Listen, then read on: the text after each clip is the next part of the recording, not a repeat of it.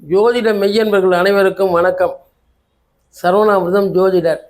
குரோதி ஆண்டு ஆங்கில புத்தாண்டு 2025 மார்கழி மாதம் பிறக்கிறது. புதன்கிழமை பிறக்கிறது. இந்த புத்தாண்டு எல்லோருக்கும் அனைவருக்கும் சுபிட்சமாகவும் மகிழ்ச்சியாகவும் எல்லோரும் மேலும் மேலும் வாழ்வீர்கள் என்ற இறை நம்பிக்கையும் பஞ்சபூதங்களுடைய அருளும் பெருபஞ்சத்தின் அருளும் யாவரும் பெற்றிருக்கிறார்கள். ஆகவே இந்த பெருபஞ்சத்தினுடைய அருள் பெற்ற நாம் யாவரும் சுகமாகவும் நலமாகவும் வாழ்வோம். இந்த புது வருடம் 2025 பிறக்கும் பொழுது 4 கிரகங்கள் இடம்பெயர்கின்றன. ரிஷபத்தில் இருந்த குரு பகவான் மீனத்திற்கு போகிறார், மிதுனத்திற்கு போகிறார். ரிஷபத்திலிருந்து மிதுனத்திற்கு போகிறார், புதன் வீட்டிற்கு போகிறார். சுக்கிரன் வீட்டிலிருந்து புதன் வீட்டிற்கு போகிறார்.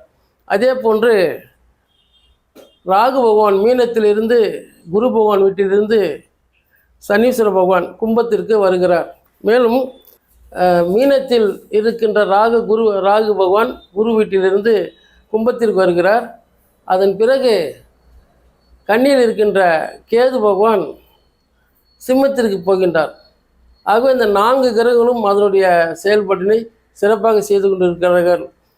இதன் விளைவாக குரு பகவான் ஏற்கனவே தனுசு வீட்டிலிருந்து மகரத்திற்கு வரும்பொழுது நாட்டில் கொரோனா மற்றும் கொடிய விஷக்கிருமிகள் பரவியதாக நாம் எல்லோரும் அறிவோம். அதே போன்று இப்பொழுது பார்த்தீர்கள் என்றால் குரு பகவான் வீட்டிலிருந்து சனீஸ்வர பகவான் வீட்டிற்கு ராகு பகவான் வருகின்றார்கள். அதே போன்று ரிஷபத்தில் இருக்கின்ற சுக்கிரன் வீட்டில் இருக்கின்ற குரு பகவான் புதன் வீட்டிற்கு வருகின்றார்கள். ஆக இதனால் விஞ்ஞான வளர்ச்சியும் தொழில் மேம்பாடும் நன்றாக சிறப்பாக வளரும். மேலும் புதிய கண்டுபிடிப்புகளாக மருந்து மற்றும் விஞ்ஞான சாதனங்கள் கண்டுபிடிக்கப்படுகின்றன. இந்தியா ஒரு வல்லரசு நாடாக மாறுவதற்கு நிறைய வாய்ப்புகள். ராகு பகவான் குரு வீட்டிலிருந்து சனீஸ்வர வீட்டிற்கு வரும்பொழுது இந்த மாதிரி நிகழ்ச்சிகள்லாம் நடக்கும். புதிய கண்டுபிடிப்புகள் நடக்கும். தொழில் வளம் நன்றாகவும் இருக்கும். இந்தியா வல்லரசாக உலகத்தின் எடுத்துக்காட்டாக விளங்கும். உலக நாடுகள் அத்தனையும் திரும்பி பார்க்கின்ற நிலையில் தான் இருக்கின்றன. 2024 அதனுடைய கூட்டுத்தொகை 8ஆக வருகின்றது. 2025 என்னும்பொழுது 9 அன்றைய கூட்டுத்தொகை வரும்போது செவ்வாயின் சாரத்தில் புது ஆண்டு வந்து கொண்டிருக்கிறது. நல்லா சிறப்பாகவும் இருப்போம்.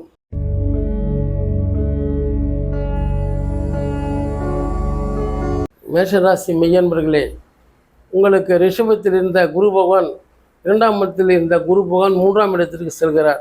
மேலும் கும்பத்தில் இருக்கின்ற ராகு பகவான் உங்களுக்கு கும்பத்திற்கு வருகிறார், மீனத்திலிருந்து கும்பத்திற்கு வருகிறார். அதே போன்று கன்னியில் இருக்கின்ற கேது பகவான் சிம்மத்துக்கு வருகிறார். இப்படி வரும்போது உங்களுக்கு சற்று சிறப்பாகவும் இருக்கும், ஏற்றமாகவும் இருக்கும், இறக்கமாகவும் இருக்கும். அதை பற்றி எந்த விதமான கவலையும் வேண்டாம். சிறப்பான ஒரு நிலையை நீங்கள் அடைய இருக்கிறீர்கள். குடும்பத்தில் நல்ல மகிழ்ச்சியும் சந்தோஷமும் இருக்கும். மேலும் ராகு பகவான் உங்களுக்கு சரியான இடத்தில் 11ஆம் இடத்தில் வந்திருக்கிறார்கள். மேஷத்திற்கு ராகு 11ஆம் இடம் கும்பம். ஆக வரும்பொழுது போன ஆண்டை விட இந்த ஆண்டு சிறப்பாக இருப்பீர்கள்.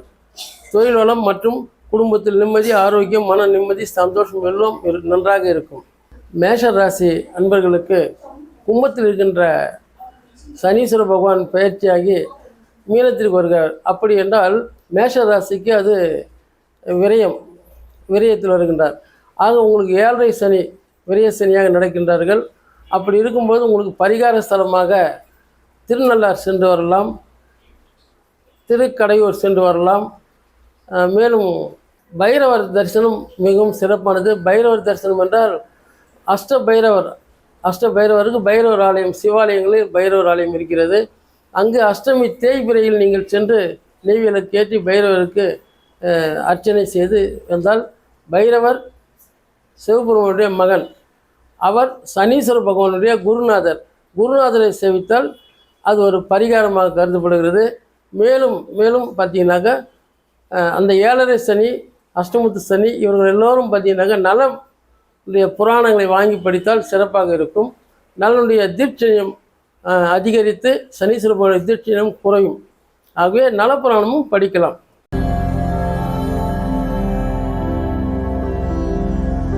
ரிஷபராசி மெய்யன்பர்களே, கடந்த ஆண்டெல்லாம் உங்களுக்கு ஜென்ம குருவாக இருந்தவர் இப்பொழுது குடும்பஸ்தானத்திற்கு 2ஆம் இடத்திற்கு வந்திருக்கிறார். வாக்குஸ்தானம், தனஸ்தானம், இந்த இடத்துல குரு பகவான் வந்திருக்கிறார். உங்களுக்கு அது சிறப்பான ஒரு நிலை தான். போன்ற கடந்த ஆண்டுகள்லாம் நீங்கள் கடுமையான சிரமத்தை ஆட்கொண்டிருப்பீர்கள். உங்களுக்கு பல தீராத சிக்கல் பிரச்சனைகள் பல வகையிலும் உங்களுக்கு வந்து கொண்டிருக்கும். அதே நேரத்தில் ராகு பகவான் கும்பத்தில் இருக்கிறார். ஆகவே உங்களுக்கு எல்லாமே சிறப்பாக தான் இருக்கிறது. எந்த விதமான கவலையும் வேண்டாம். உங்களுக்கு வெளிநாடு செல்லக்கூடிய பாக்கியங்களும் வெளி மாநிலங்களுக்கு சென்று பணிபுரிகின்ற வாய்ப்புகளும் வரும். குடும்பத்தில் இதுவரை இருந்து வந்த சிக்கல் சூழ்நிலை படிப்படியாக குறைந்திருக்கும். குடும்பத்தில் நிம்மதியும் அமைதியும் தவழும். கணவன் மனைவி ஒற்றுமைகள் சீராக இருக்கும். நீங்கள் அடிக்கடி அந்த அந்த ஒரு விதமான படபடப்பும் டென்ஷனும் அதிகமாக மேற்கொள்வீர்கள். அதையெல்லாம் விடுத்து உங்களுக்கு நீங்களே கேள்விக்குறியாக இருந்து வந்தது மாறி இப்பொழுது குடும்பத்திலும் மனதிலும் ஒரு சந்தோஷம் நிகழும். மேலும் நீங்கள் கடுமையான உடற்பயிற்சி செய்வதை விடுத்து லேசான உடற்பயிற்சி செய்யுங்கள். காரம் அதிகமான உணவுகளை சேர்த்துக்கொள்ள வேண்டாம். உங்களுக்கு சனீஸ்வர பகவானுடைய தொல்லைகள் எதுவும் இல்லை, சனி தொல்லை எதுவும் இல்லை. ஆனாலும் அந்த ராகு உங்களுக்கு இருப்பதால், ராகு கேது பாதிப்பு இருப்பதால் நீங்கள் அம்மன் ஆலயங்களை சென்று வழிபடுவது சிறப்பான ஒரு நல்ல ஒரு மனமாற்றத்தை தரும்.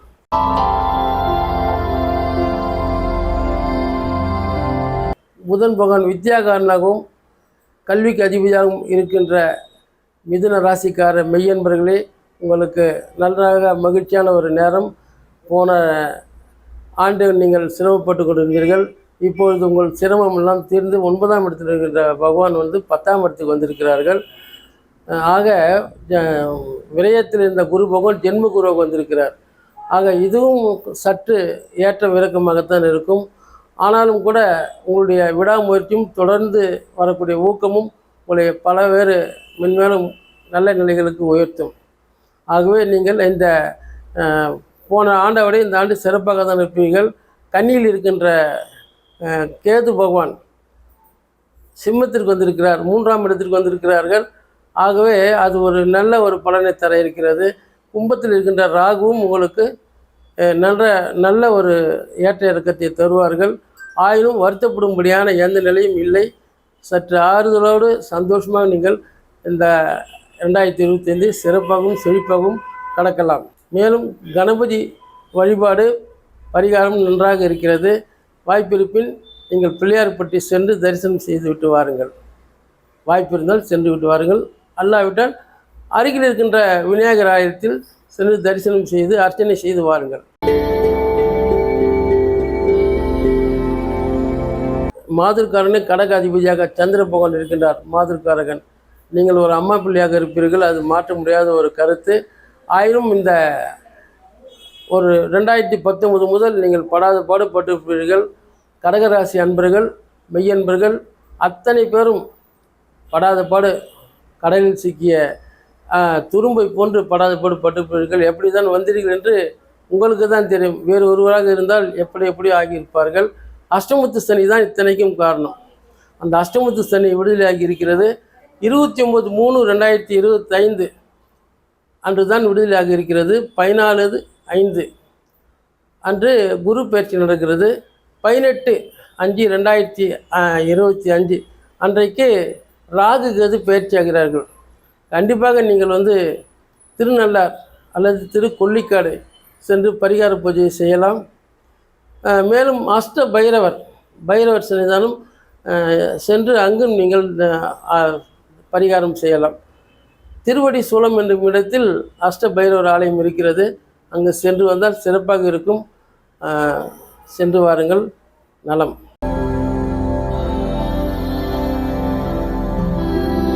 சூரியன் பிதற்காரன் சூரியனை ஆட்சி வீடாக கொண்டிருக்கும் சிம்மராசி மெய்யன்பர்களே, இது நாள் வரை உங்களுக்கு 10ல் இருந்த குரு பகவான் 11க்கு வந்திருக்கிறார். அதுவும் ஒரு சிறப்பானது. எழுச்சியான ஒரு வாழ்க்கை உங்களுக்கு காத்து கொண்டிருக்கிறது. மேலும் உங்களுக்கு அஷ்டமுத்து சனி நடக்க இருக்கிறது. சற்று ஏற்ற இறக்கமாக இருக்கும். புகழ்ச்சியும் இருக்கும், இகழ்ச்சியும் இருக்கும். எல்லாவற்றையும் நீங்கள் கடந்து வந்தவர்கள்தான். இருப்பினும் இங்கு இருக்கின்ற ராகு கேது பகவான் 7/1 இருக்கின்றார்கள். அது உங்களுக்கு சற்று பலவீனத்தையும் தரும். இருந்தாலும் உங்களுக்கு உங்களுடைய விடாமுயற்சியும் பிதுர்கான சூரிய பகவானுடைய வல்லமையும் பெருமையும் கொண்ட உங்களுக்கு இந்த சிம்மராசி மெய்யன்பர்கள் சிறப்பாக இந்த ஆண்டு கடந்து வருவார்கள். நல்ல நல்ல தொழில் முன்னேற்றமும் வரும். அதே நேரத்தில் சற்று மேடு பள்ளம் ஏற்றம் இறக்கம் இருக்கும். எல்லாவற்றையும் நீங்கள் கடந்து வெற்றி வகை சூடுவீர்கள். நீங்கள் கண்டிப்பாக அந்த சனீஸ்வர பகவானுக்கு அஷ்டமுத்து சனியாக இருக்கின்ற காரணத்தினால் அதே மாதிரி திருக்கொல்லிக்காடு சென்று வரலாம், பைரவர் ஆலயம் சென்று வரலாம். மற்றும் மற்றும் ஏழை எளியவர்களுக்கும் உடல் ஊனமுற்றவர்களுக்கும் உங்களால் இயன்ற உதவிகளை நீங்கள் செய்யலாம். இதெல்லாம் செய்து வந்தால் உங்களுக்கு அந்த பரிகாரம் சனீஸ்வர பகவானுடைய தீட்சணியம் குறையும். வாழ்க வளமுடன்.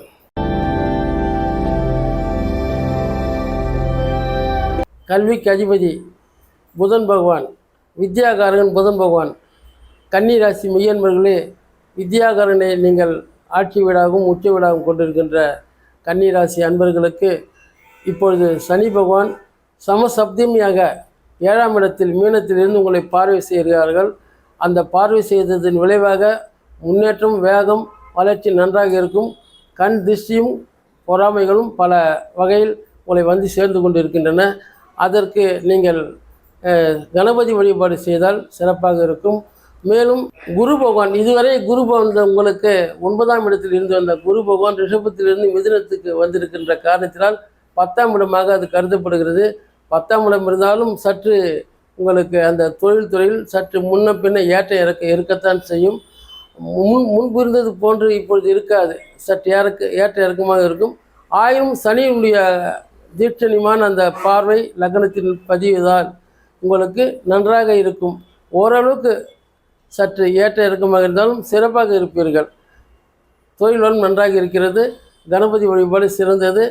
மேலும் மேலும் நீங்கள் ஆலய தரிசனம், கோபுர தரிசனம் இதையெல்லாம் செய்து வந்தால் இதற்கு சிறப்பான பரிகாரமாக கருதப்படுகிறது.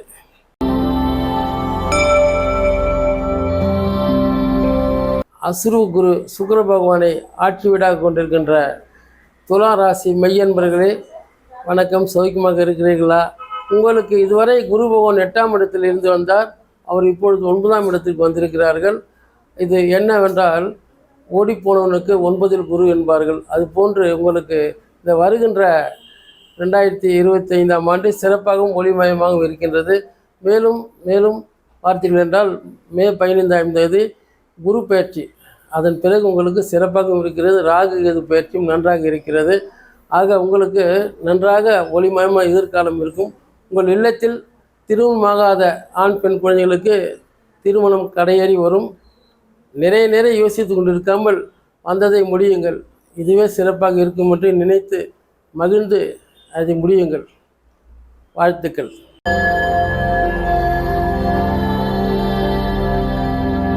சகோதரக்காரனாகிய செவ்வாய் பகவானை ஆட்சி வீடாக கொண்டிருக்கும் விருச்சிக ராசி மெய்யன்பர்களே, இந்த ஆண்டு உங்களுக்கு இதுவரை 7வது இடத்தில் இருந்த ரிஷபத்தில் இருந்த குரு பகவான் 8ஆம் இடத்திற்கு சென்று இருப்பதால் மே 15ஆம் தேதி 8ஆம் இடத்திற்கு செல்கிறார்.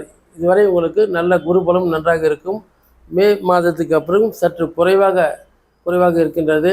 ஆகவே இல்லத்தில் உங்களுக்கு திருமணம் ஆகாத ஆண் பெண் அவர்களுக்கும் சீக்கிரம் திருமணம் ஏற்படும்.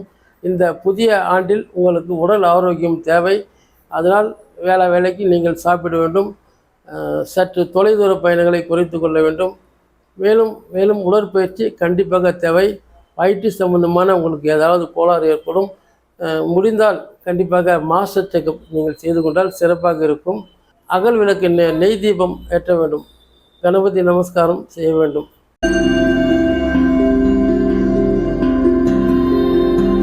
தனகாரகன் புத்திரகாரகன் கொண்ட குரு பகவானை ஆட்சி வீடாக கொண்டிருக்கும் தனுசு ராசி மெய்யன்பர்களே, உங்களுக்கு இதுவரை 6ஆம் இடத்தில் இருந்து வந்த அந்த குரு பகவான் ரிஷப குரு இப்போது மிதுன குருவாக மாறப்போகிறார். 15/5/2025. இதுவரை தங்கள் இல்லத்தில் தாமதப்பட்டிருந்த திருமணம் மற்றும் கடன் சுமைகள் மற்றும் நோய் நொடி மற்ற எல்லாமே சற்று குறைந்து கொண்டிருக்கும். ராகு கேது பயிற்சியும் உங்களுக்கு சாதகமாகவே அமைந்திருக்கிறது. இல்லத்திலும் உள்ளத்திலும் மகிழ்ச்சிகள் பிரவாகமாக எடுத்து ஓடும். கவலையை விடுங்கள். உங்களுக்கு நீங்கள் தான் கேள்விக்குறியாக இருந்து கொண்டிருக்கிறீர்கள். பல தேவையில்லாத சிந்தனைகளை மனதில் போட்டு வருத்தி கொண்டிருப்பதால் நிம்மதியை இழக்கிறீர்கள். பிள்ளைகள் வகையில் உங்களுக்கு மகிழ்ச்சி இருக்கும். கணவன் மனைவி ஒற்றுமை ஆரோக்கியம் சிறப்பாக இருக்கும்.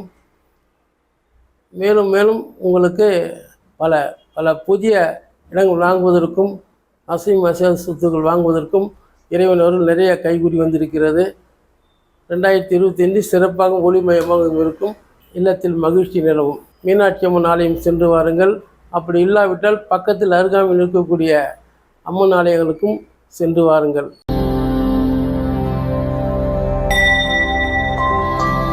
ஆயுள்காரகனாகிய சனீஸ்வர பகவானை ஆட்சி வீடாக கொண்டிருக்கும் மகர ராசி மெய்யன்பர்களுக்கு சந்தோஷம் மகிழ்ச்சியான ஒரு நிகழ்ச்சி. 6ஆம் இடத்து இதுவரை 5ஆம் இடத்தில் இருந்து வந்த குரு பகவான் 6ஆம் இடத்திற்கு மே 15ஆம் தேதி செல்கிறார். இதுவரையில் பார்த்தால் புத்தாண்டு உங்களுக்கு சிறப்பாகவும் வீடு மனை வாங்கும் யோகம் நிறைந்திருக்கிறது. மற்றும் ராகு கேது பகவான் இடம் மாற்றம் சிறப்பாகவும் இருக்கிறது. ஆக உங்களுக்கு ஜாமீன் கையெழுத்து யாருக்கும் போடாதீர்கள். பணம் அது போன்ற எதுவும் செய்ய வேண்டாம். வீட்டில் சுபிட்ச நிகழ்ச்சிகள் சுப நிகழ்ச்சிகள் நடக்கும். பல மகர ராசி மெய்யன்பர்கள் வெளிநாடு செல்வதற்கு வாய்ப்புகள் தேடி வந்து கதவை தட்டும். எல்லாம் சிறப்பாக இருக்கிறது. நீங்கள் எதற்கும் கவலைப்பட வேண்டாம். வெளியூர் பயணங்களை சற்று தவிர்க்க வேண்டும். இரவு நேர பயணங்களை தவிர்க்கலாம். அஜீரணம் சம்பந்தப்பட்ட உணவுகளை சாப்பிட வேண்டாம். வீடு வாகனங்கள் தானாக வந்து அமையும். கவலைப்பட வேண்டாம். மகிழ்ச்சி மகிழ்ச்சி.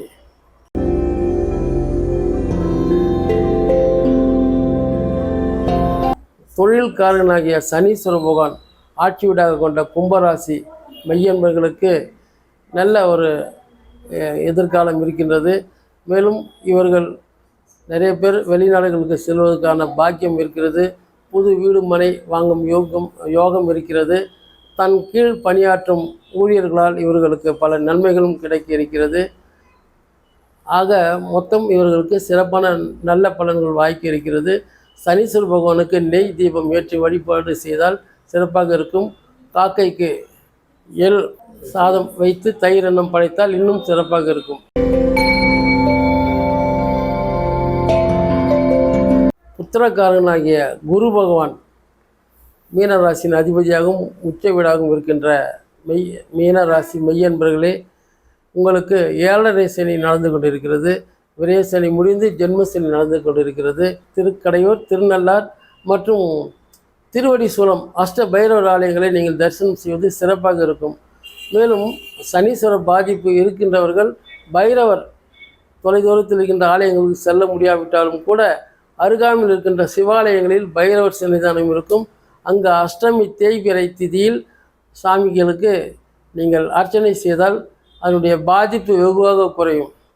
உங்களுக்கு பல வகையிலும் சிரமங்கள் இருந்து வந்தாலும் கூட மற்றும் ராகு கேது பயிற்சி மற்றும் குரு பயிற்சி இதன் மூலமாக உங்களுக்கு சற்று ஓய்வாகும், ஒரு ரிலீஃப் கிடைக்கும். நீங்கள் சனீஸ்வர பகவானுக்கு எல் தீபம் ஏற்றி தயிர் அன்னம் வீட்டிலே படைத்து வெளியில் காக்கைக்கு பிரசாதமாக அளித்தால் அதை முன்னவைத்தால் உங்களுக்கு தீட்சணியம் குறையும். முடிந்தால் கண்டிப்பாக திருநள்ளார் சென்று வந்து ஆலய தரிசனம் செய்து வாருங்கள். அடிக்கடி எங்கேயாவது செல்ல வேண்டும் என்றால் நீங்கள் திருநள்ளார் செல்ல வேண்டும். அல்லது சனீஸ்வர பகவான் சம்பந்தப்பட்ட ஆலயங்கள் குச்சனூர், தேனிக்கு அருகில் இருக்கிறது குச்சனூர், அப்படி இல்லாவிட்டால் பைரவர் ஆலயம் சென்று வரலாம். சிவபெருமான் தரிசனம் செய்யலாம். அருகாமையில் இருப்பவர்கள் பெருமாள் திருப்பதிக்கு சென்று வரலாம்.